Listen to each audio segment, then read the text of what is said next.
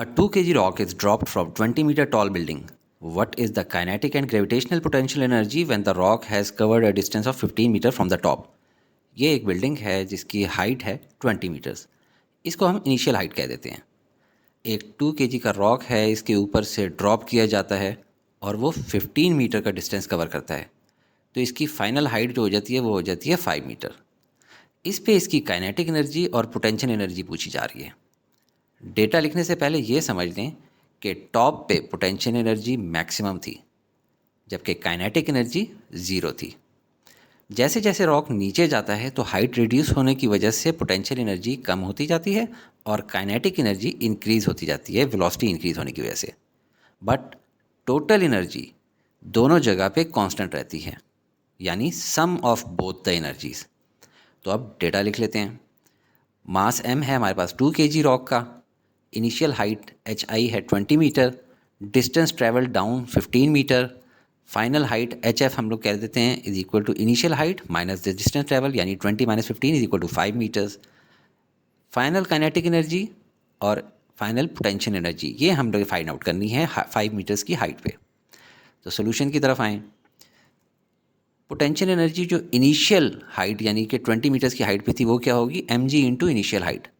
मास है 2g की value होती है 9.8, जबकि इनिशियल हाइट जो टॉप पे थी वो थी 20 मीटर्स.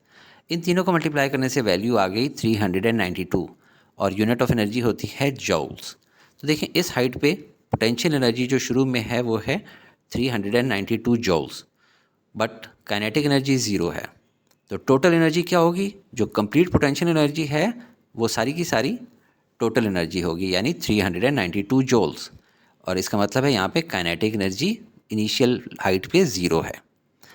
अब चलते हैं एट हाइट ऑफ 5 मीटर, जिसको हम फाइनल हाइट कह रहे हैं.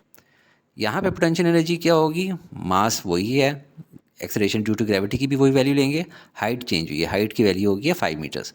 इन तीनों को मल्टीप्लाई किया तो वैल्यू आ गई 98 जॉल्स. तो जाहिर है बाकी की एनर्जी कहाँ गई, वो काइनेटिक एनर्जी बनी होगी.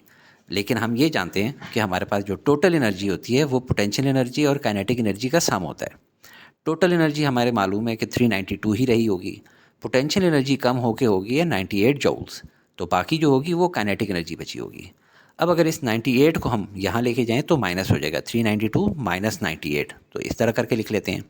तो इससे वैल्यू आ जाएगी 294 जॉल्स. तो अब देखें हमारे पास potential energy at final location भी आ गई है 5 मीटर्स की हाइट पे, और kinetic energy at final height जो कि 5 मीटर्स थी वो भी आ गई है 294 जॉल्स. अब इस सारी चीज़ को एक टेबल से समझें. देखें टोटल एनर्जी चाहे टॉप पे थी या 5 मीटर पे या बिल्कुल ज़मीन को टच होने से पहले 0 मीटर्स के ऊपर, वो 392 जॉल्स ही रहती है. टॉप के ऊपर सारी की सारी पोटेंशियल एनर्जी थी, काइनेटिक एनर्जी ज़ीरो थी. जब थोड़ा नीचे आते हैं तो पोटेंशियल एनर्जी कम हो जाती है हाइट की वजह से, वो होगी 98 जॉल्स, और बाकी सारी की सारी कन्वर्ट होगी काइनेटिक एनर्जी में. जब बिल्कुल ग्राउंड के करीब जाते हैं हाइट ज़ीरो हो जाती है तो पोटेंशियल एनर्जी भी ज़ीरो हो जाती है और सारी की सारी पोटेंशियल एनर्जी कन्वर्ट हो जाती है काइनेटिक एनर्जी में.